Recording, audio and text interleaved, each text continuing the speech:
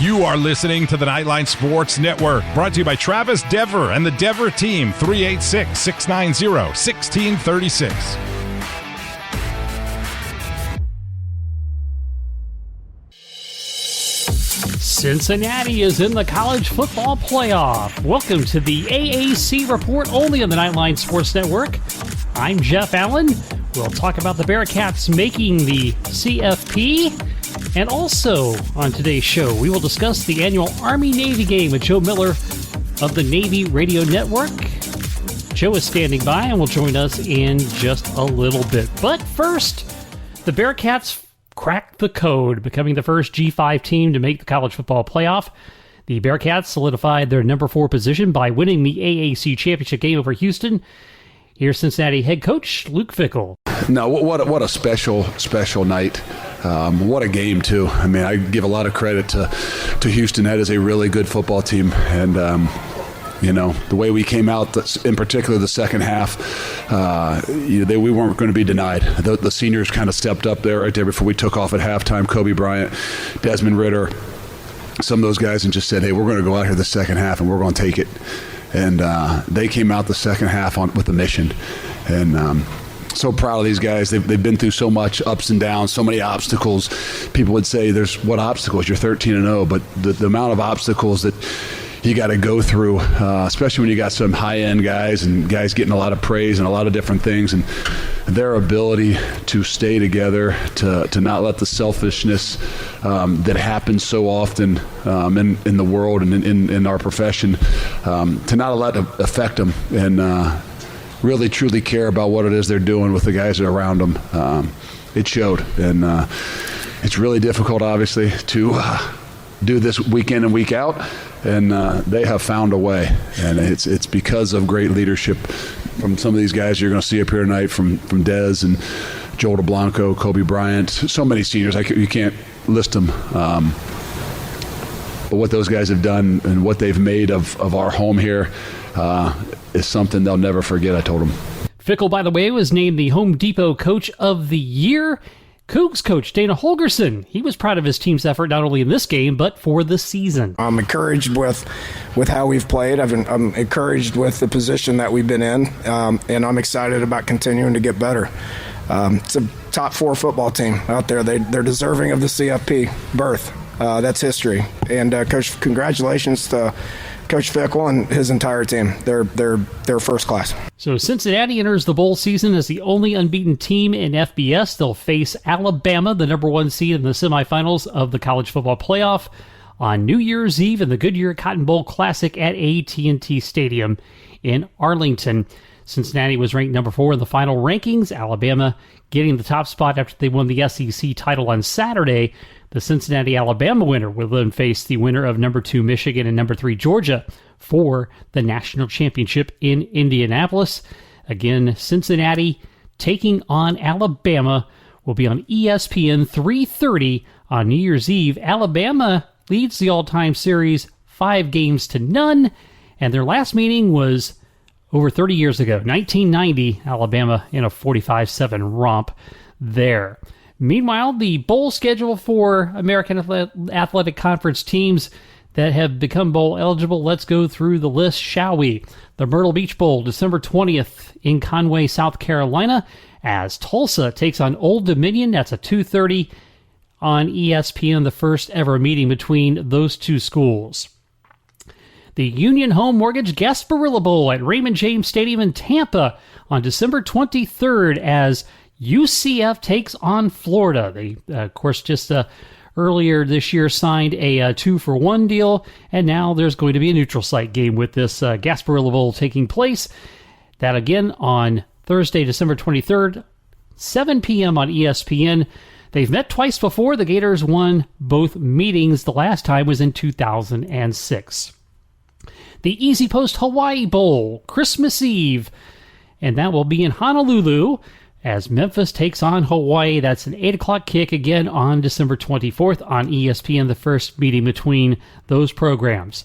The Military Bowl, December 27th at the Navy Marine Corps Stadium in Annapolis as East Carolina will face off against Boston College. That'll be a 2:30 kick on ESPN in that first ever meeting between those two schools. The Ticket Smarter Birmingham Bowl, December 28th. That'll be in Birmingham, of course. Where else would it be, right? Houston taking on Auburn. That will be a noon kick on ESPN. Auburn leads the all-time series 5-1, but the last time they played was 1973 in an Auburn victory. The Wasabi Fenway Bowl, December 29th at Fenway Park in Boston. SMU will take on Virginia. That's an 11 a.m. Eastern kick on ESPN, and it'll be the first matchup between those two programs. Up next, we'll talk to Joe Miller of the Navy Radio Network to get you set for the annual Army-Navy game as the AAC report continues on the Nightline Sports Network right after this.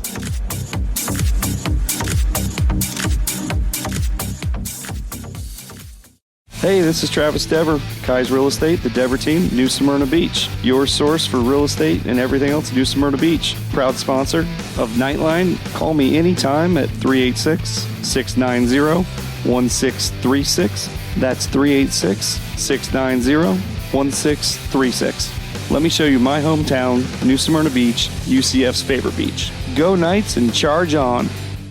An auto accident can change your life forever. At Chad Barr Law, we are raising the bar on what to expect from your personal injury attorney. Hi, I'm Chad Barr, and I want you to know that our entire team is dedicated to providing you with the representation you deserve in your greatest time of need. If you or a loved one have been injured in an auto accident, call 407-599-9036 for a free consultation or visit chadbarlaw.com. At Chad Barr Law, our clients come to us in need and leave as family. Offices, Altamont Springs.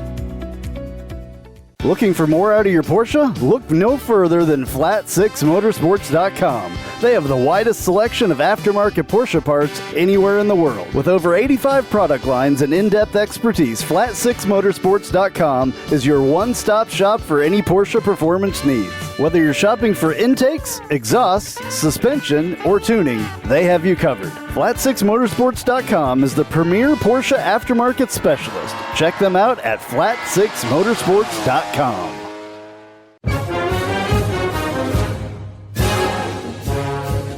All right, coming up Saturday, it's America's Game, the 122nd edition of the Army-Navy game that'll be played at MetLife Stadium. And as always, we are happy to have back on the show once again from the Navy Radio Network, Joe Miller. Joe, glad to have you back. Glad to be back here. I always enjoy talking Army-Navy. I always enjoy talking Navy football as well. Yes, absolutely. And, of course, it is a great tradition. And, basically the Army-Navy game gets the spotlight to themselves on a Saturday afternoon in December. That is such a great marquee time slot that they get for this game every year. Yeah, there's no doubt. I mean, obviously, I don't know, it's probably been close to 10 years when they made the switch. Obviously, with the SEC Championship Game. It used to be on the Championship Day weekend, and sometimes, obviously, it would get lost in the fray. Then you always had CBS. At the time was, the one televising the Army-Navy game and also televising the SEC Championship, so you had some bleed over there, but you always had sort of some consternation about that. And to be on the weekend, obviously there's some FCS playoffs going on, but for the most part, if you're watching college football, you're watching Army-Navy, and I think it's done a really good job ratings-wise, so I think they're pretty happy with the decision to move it to this weekend. Obviously, you have the Heisman Trophy presentation on later in the night, but talk about FBS football, it's the spot to be on Saturday afternoon, and I think, a lot of the back and forth this was going on during the 14-game win streak where there wasn't as many competitive games, but I feel like obviously Army's won 4 out of the last 5. There's been some more of those competitive games, and obviously that's what I was going to say. Obviously that's what the viewers are looking for. It's not obvious what Navy is looking for. They'd be fine winning 30-0 or whatever it might be, but I think the television ratings have been really good for this spot. It's arguably one of the higher rated games each and every year, so I think it's worked out on all parties. Absolutely has. So let's talk about Navy coming into this game this year. 3-8 overall, 3-5 in conference. Is this a disappointing season as far as Navy fans are concerned, or the fact that they feel like they've made some steps forward from a year ago? I think it's one of those things, Jeff, when you look at it, I think most people would be disappointed with the record-wise. It's tough because it's something that we always talk about, and it's something that a lot of people that are certainly grads of this institution and follow this team a lot, they don't like to hear. Look, and the coaches will tell you, look, we're not making any excuses, but statistically, they played the hardest schedule in all of college football this season, which is crazy to think of. But they played, the number 4 team in the playoff and the number 5 team in the playoff this season with Cincinnati and Notre Dame, and obviously, as you know, the AAC conference schedule. So I think we knew early on it was going to be a difficult schedule. I looked at those first 2 games this season and said, that's the swing games of the season. And it was tough because you look at those first 2 games against Marshall and Air Force, and they didn't play well in those games. So I think most people would probably say it's disappointing record-wise, but if you go in, take a deep dive into what this season was, a sophomore quarterback, the injuries that they had on the defensive side of the football field, the fact that they lost to Cincinnati by just 7 points. They were in the SMU game. They lost that game by 7 points. They were, a possession away from, beating Houston as well. The East Carolina game, they a 53-yard field goal, beat them at the buzzer. I think there's a lot of things to look at this season and go, there's something to be excited about and hopeful for this team going forward. But at the end of the day, it's about results. At the Naval Academy, it's about winning and losing. It's not about, the difficult schedule, and it's not about excuses. So I think that overall they would sense that this season was a little bit of disappointment, because I think when you looked at the schedule, you knew it was going to be tough. There's no doubt about that. But you also saw a path to maybe 6 wins, maybe 7 wins if you got off to a good start early in the season. But they struggled out of the gate offensively, and it really took them a while to get going. They got going in the UCF game. I thought they actually played pretty well in the Houston game as well the week before. But got their first win against UCF. And then they just hit a tough stretch with SMU at Memphis on a midweek game, and then home back against Cincinnati. And they played in those games. They played pretty well, but they weren't able to pick up the victory. And in the end of the day, that's the thing: wins and losses. And I think there's some good things. It's hard not to forget, some of the ups and downs this season. But I do feel like they're on the right path. You look at the back half of their schedule, starting for that Cincinnati game. That's a one-possession game. They've got the ball late to try to tie it. They go to Tulsa, win that game. Played well through 3 quarters at Notre Dame, but lost their quarterback in that game. Probably, you go back home, take on East Carolina in a back-and-forth 38-35 game, and you beat Temple to end the season. So some progress, but still at the end of the day, 3 wins is not what most people expected. Of course, the one other positive you can take from this season is that they have found their quarterback in Ty Lavatai. So getting some stability at the quarterback position certainly always important in this offense. Oh, no doubt about that. And, it's funny because, we were in our press conference, before the Temple game. And it's funny because, Ty going into the Marshall game was the starter. Obviously, everybody's excited about seeing him. He got injured in that game. Missed a couple of games, but you forget that because it's it's a long season. You forget that he's just a sophomore, and I think and sometimes you do forget that with everything that's gone on this season. And I think really the second half of the Temple game, he was fantastic. I thought he played well against East Carolina. Certainly played well against Cincinnati. Had a career high in passing yards in that game. So there's some really bright spots. The offense really started to click running wise. Back half of the season, they got out on the perimeter and started to make some plays out there. So I think that's a really strong building block that they've had. They've used 10 different combinations on the offensive line this season. That's been an issue injury-wise. That's been difficult. They lost a couple key seniors on the defensive side of the football field. So they've had to play a lot of young players, and they've actually played well. It's really rare for this program to see freshmen playing. But they've probably had about 10 guys that have played a significant amount of time this season from the freshman class, which is almost unheard of here at the Naval Academy. It just doesn't happen a ton. So I think there's a lot of people that are excited about the future. But obviously, to end with a win against Army, you're not going to wash away the 8 losses. But it will put a positive stamp, back-to-back wins in the season, 3 of the last 5 to win the last part of the season. I think it would do wonders for this program going forward. Yeah, and of course, yes, the big mission at the end of the year is beating Army for all intents and purposes. That is job number 1, regardless. So let's talk about the game coming up on Saturday. What are your thoughts on this year's matchup? I think it's funny because I was talking to Pete Medhurst, who I do college football podcast, is college football, and also do the game at Navy. And we were kind of going back and forth, like it's going to be like it was last year. I mean, that game was 15-0, but basically it was a one-score game for 50 minutes of the contest, essentially. And I feel like that's where we're going with this game. It's hard to see. Now, there's possibility that it might be some weather on Saturday as far as rain. I mean, we're still 5 days away from that, so I'm not going to. But I think that would lend itself to be a low-scoring, sort of physical game between these two teams. And if you look at the recent history of these matchups, the Mids kind of cruised in 2019, which is the rarity of the recent matchups between these two teams. But last year it's a 15-0 game. I wouldn't expect a lot of points in this game. Army this season, defensively overall, is giving up just 22 points per game this season.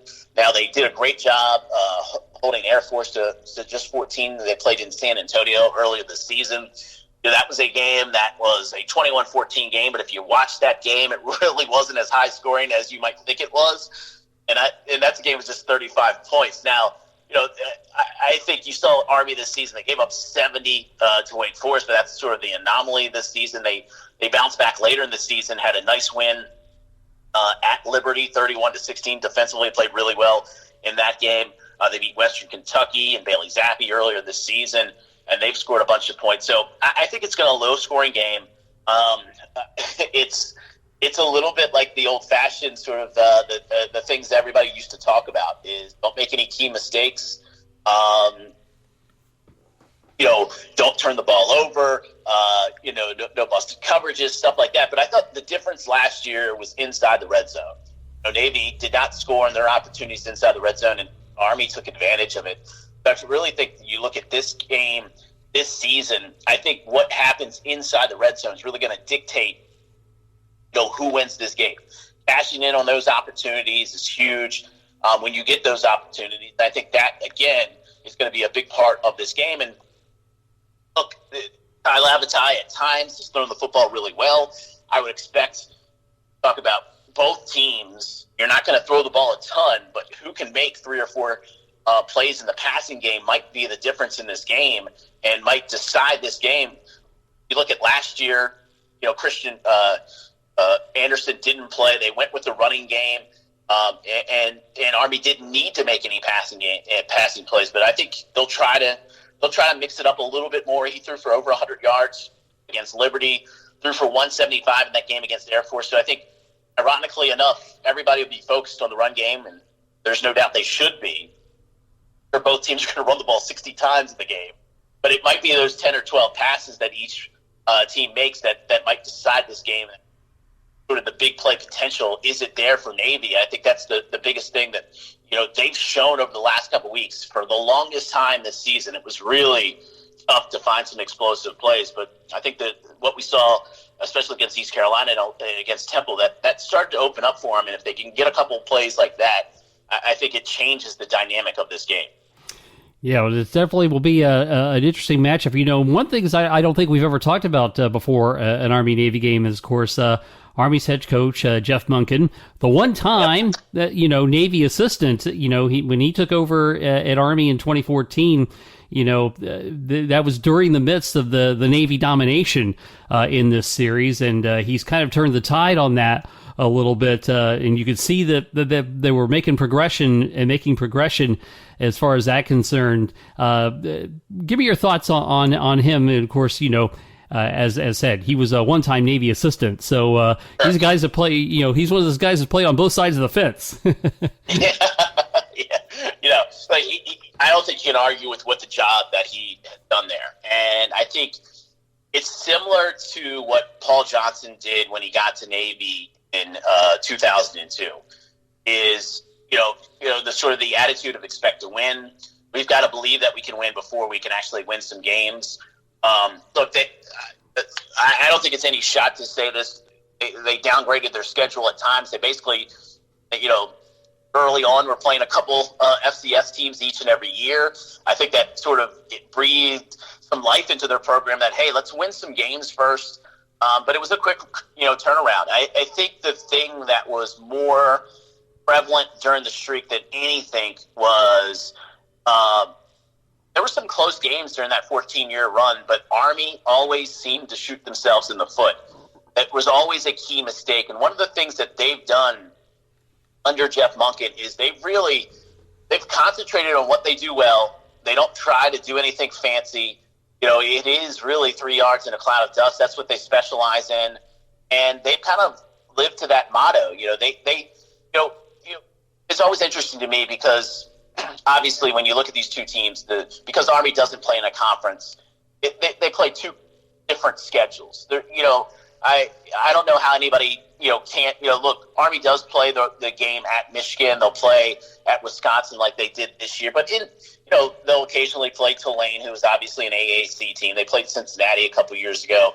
They'll have a couple games, but the nature of which the schedule which they play is not the same as Navy. And I've always I think it's allowed Army to sort of have that identity each and every week that they don't have to change it too much because of the schedule in which they play. And I think what he's done is brought a winning mentality there and really focused in on running the football, doing that well, and not turning the ball over. And they've done a really good job of that. They've also had some really good – I will credit them. They've been much better consistently on defense.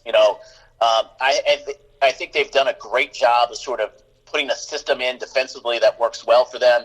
And I think they've really developed some really good players. I mean, they have multiple guys that they're not stars in the NFL, but guys that have moved on to play, in the NFL. So they've done a better job of recruiting. And it's one of the storylines coming in this game, Jeff, because obviously, and a lot of people might not know, but, his name has been out there with the Duke job. And it's one of the underlying storylines. Obviously he's not going to talk about that. He's going to say, I'm concentrating on Navy right now. But I do feel like as long as that job stays open throughout the week, I think the conversations will grow louder and louder. And I have no idea what he's going to do, but I think that is a little bit of oftentimes during the streak and during this time that I've been around Navy, it's been the other shoe where there's been conversation about Ken Niumatalolo leaving Navy at the end of the Army-Navy game. But this time it's, Jeff Monken's name's out there with the Duke job. And we'll see what happens. But I feel like he's done a tremendous job of building a program there. It's hard to knock what they've been able to accomplish here in recent history. And he's done an incredible job. And, they do what they do well, and they don't stray from it. And I think that's impressive. Yeah, no doubt about that. And of course, almost as big as the game itself is now the annual uniform reveals that take place as both teams that they wear special uniforms. And I tell you, alternate uniforms. Some teams do them, and you go yuck, but both in the Army and Navy for this contest, they managed to do a very, very unique uniforms, but still keep a classic look to them. Give me your take on this year's duds. Yeah, I know. I love from Navy's perspective, and I'm always a big fan of white on white. So I'll give Army the credit for that. I mean, it's funny. I was doing sidelines. I guess what are we talking about? It's 4 or 5 years ago now, in the game that was played in the snow, and Navy had their Blue Angels bright blue uniforms on, and Army's playing in their white, and I'm 10 feet away from the action, and I was in the snow like, man, this is actually a little bit of an advantage here for Army with these white on white uniforms in that game in Philadelphia. So I think it's kind of cool.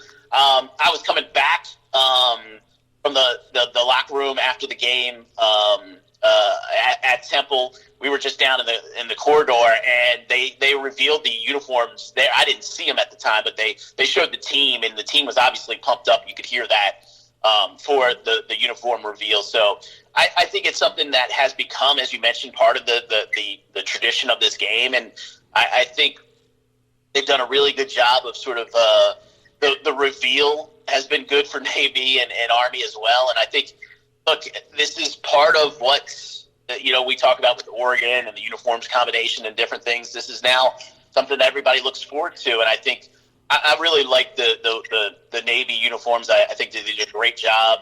And I will admit, I like the Army white on white, so I think it adds a little extra to the game on Saturday.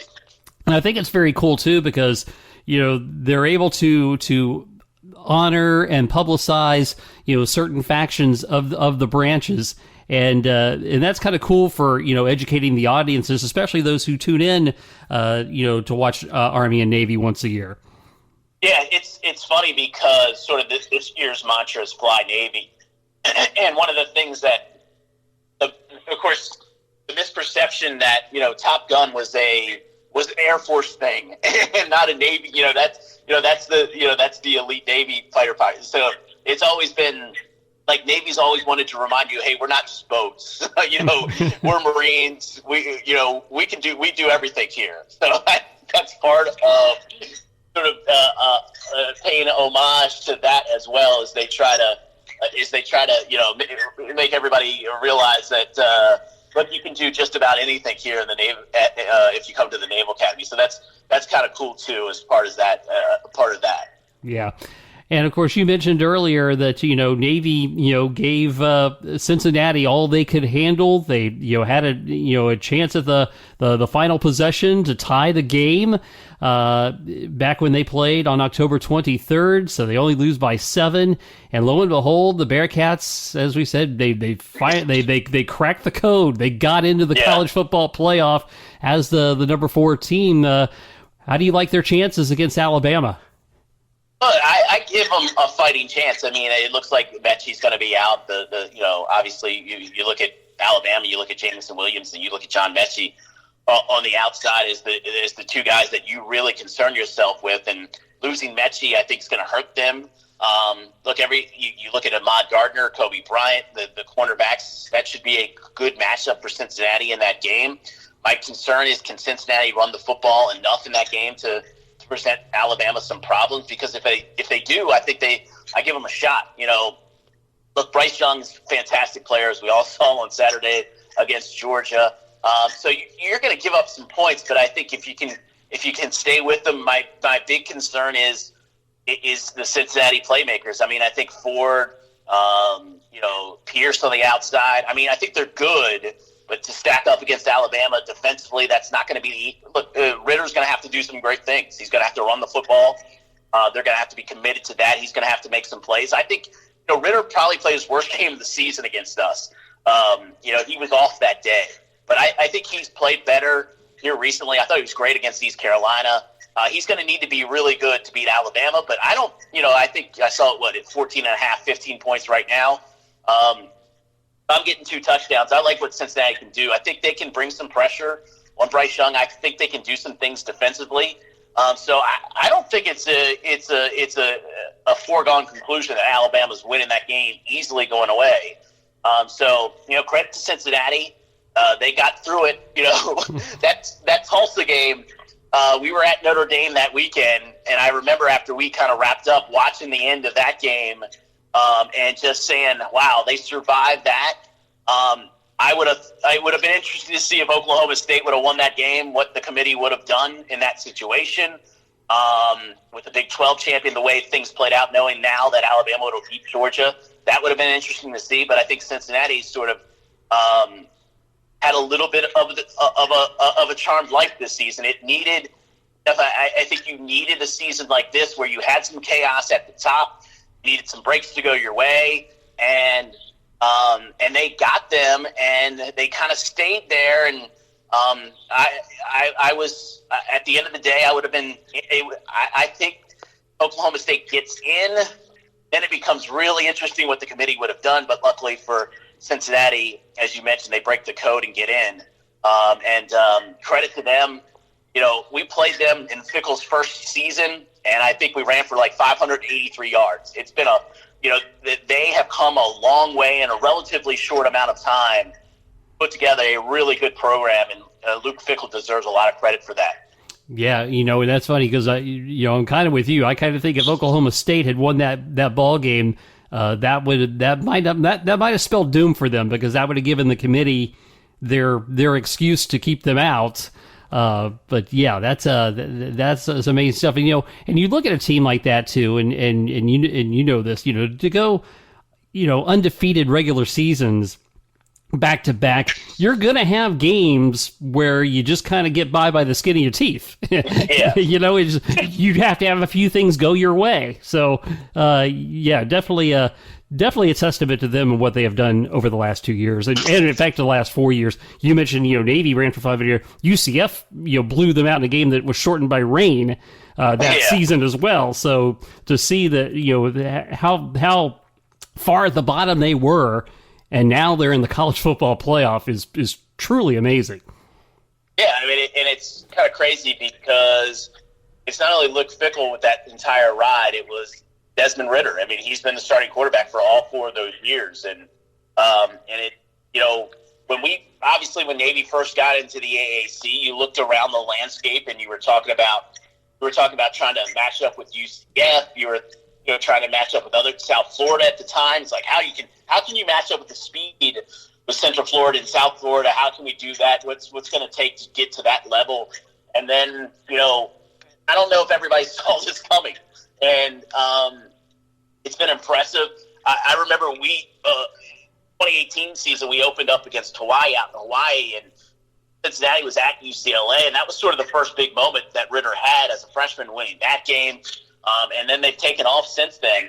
I mean, it's impressive what they've done, and it's a lot of it has to do with Ridder, but a bulk of it, credit to Marcus Freeman, who kind of started there defensively, with what they've done on the defensive side of the football field, because that's a legit top tier defense. They bring it, and I think that's the major reason why they're at the point that they're at right now. Yeah, they're almost like a Big Ten team, right? Yeah. Yeah. I mean, I think the thing that they needed to sort of the thing that got them over the brink the last couple of years, I think they improved that offensive line. Like, that was the one thing that I think was not up to that level. And over the last 2 years, they've gotten there. They brought in some transfers. They've recruited better there. They've developed there at the offensive line, because that was, I think, the one thing missing for them. And the last couple of years, they've certainly found it on the offensive line. And I think, like you said, it's sort of like what in the Big Ten. You look at a team like Penn State, they struggle sometimes because their offensive line's not up to that level. Michigan seems like they've gotten to that level this season. And, Fickell's done a great job there. And that was kind of the last step. Once they got that offensive line figured out, they were ready to go. Outstanding stuff as always. Joe Miller for the Navy Radio Network. Before I let you go, I have to ask you to give me one of those Go Navy Beat Army chants.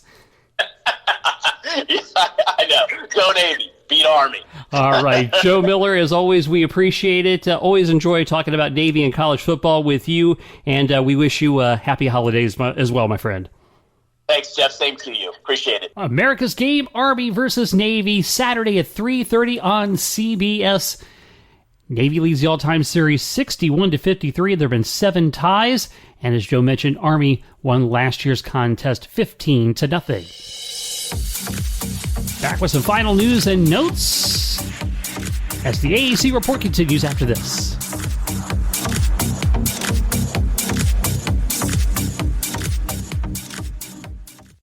If you haven't figured it out yet, I love Tijuana Flats. I would love them even if they weren't a partner with us on the Nightline Sports Network. They have all kinds of great Tex-Mex food, and it's fresh, by the way. Made to order burritos, tacos, enchiladas, chimichangas, quesadillas, bowls, nachos, and taco salads. And if you haven't tried the queso, you are completely missing out. It is the best queso that I've ever had in my life. Absolutely hands down. And the sauce bar that they have, everything from wild to mild in there. Absolutely awesome, awesome stuff. Not only do I love the food at Tijuana Flats, but I love the company, a UCF-born company. And they give back to the community with the Justin Queso Foundation. So head to your local Tijuana Flats. Tex-Mex for everyone.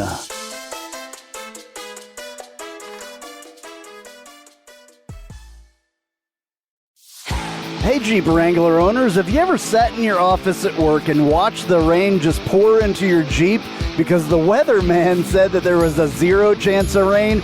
Or you put your doors back on because there was a 100% chance and then not a drop of rain fell? Well, there's a company out there that can help take the worry away and give you the peace of mind to be without your doors. The company's called Life Without Doors. They make waterproof rain curtains and dash covers for Wranglers. Life Without Doors is there to help make the decision to leave the doors at home an easy one. Find out more at lifewithoutdoors.com.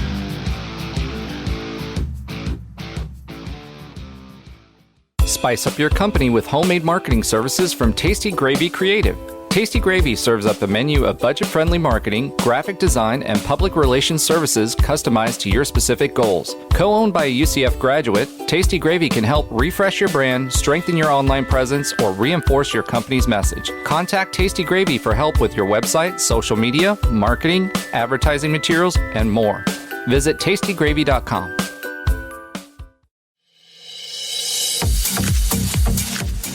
UCF dropped a heartbreaking decision to number 13 seed UCLA on Saturday night in the second round of the NCAA Division I Volleyball Championship. The Knights came out on the wrong end of a 27-25, 13-25, 25-19, 22-25, and 7-15 result against the Bruins inside Pauley Pavilion. UCF at 27-7, their final record of the season. They were making their fourth all-time appearance in the second round of the NCAA tournament and narrowly missed out on the program's first bid into the Sweet 16. The Knights held a 2-1 advantage in the fourth set and led by a 13-8 tally in that frame before UCLA embarked on a 7-0 run and eventually tied the match following a 25-22 set victory. The Bruins raced out to a 12-4 lead in the fifth set and ultimately stalled a UCF rally to close out the match. McKenna Melville had 14 kills and 14 digs for UCF, adding 6 total blocks. Narissa Mrevic had hit .278 with 6 kills and 9 block assists. Amber Olsen also added 44 assists, 9 digs, and 4 blocks for the Knights. UCF advanced to the second round of the tournament as they ran out to a 2-0 lead and enjoyed a solid offensive performance in that first round matchup against Pepperdine to beat them in 4 sets on Friday night. UCF's McKenna Melville repeated as the American Player of the Year, and first-year Houston libero Kate Georgiadis became the first Cougar to be named American Libero of the Year. Amber Olsen of UCF was the first American Setter of the Year win by a Knight as a conference member, and Cincinnati's Abby Walker took home American Freshman of the Year. UCF's Todd Dagenaeus claimed the American Coach of the Year honors for the second straight season. The all-conference team, first team, Claudia Dillon and McKenna Melville, Amber Olsen, and Marie Watson of UCF, Maria Milan of Cincinnati, Kate Georgiadis of Houston, along with teammates Abby Jackson and Rachel Tullis, Rachel Wolf of SMU, Lexi Douglas of Tulane, Kaylee Cassidy of Tulsa, and Briley Kelly of Wichita State. The all-conference second team, Narissa Mrevic of UCF, Abby Walker of Cincinnati, Annie Cook of Houston, Alex Glover of SMU, along with her teammate Hannah Jacobs, Caitlin Dinkins of Tulane, Natalie Foster of Wichita State, and Casey Litzow, her teammate with the Shockers. Turning to men's basketball, the player of the week, Kendrick Davis of SMU, averaged 19.5 points, 6.5 assists, 3.5 rebounds, and 2.5 steals in a pair of victories for the Mustangs last week. The freshman of the week is Victor Lakin of Cincinnati, as he averaged 8.5 points and 7 rebounds in a pair of victories last week. On the women's hardwood, Mia Davis of Temple is the player of the week as they went 2-0. Shot an even 50% for the week and fourth overall with 18 points and 9.5 rebounds per game. And the freshman of the week, Anya Gordine of Temple, and she repeated as the top freshman in the conference in a pair of Temple victories, averaging 9 points, 7 rebounds, 4.5 assists, and 4 steals per contest. And that's going to do it for this week's program. As always, please follow me on Twitter at JeffAllen_88, and you can follow the Nightline Sports Network at UCF_Nightline. This has been the AAC Report, only on the Nightline Sports Network. I'm Jeff Allen. Thanks so much for listening.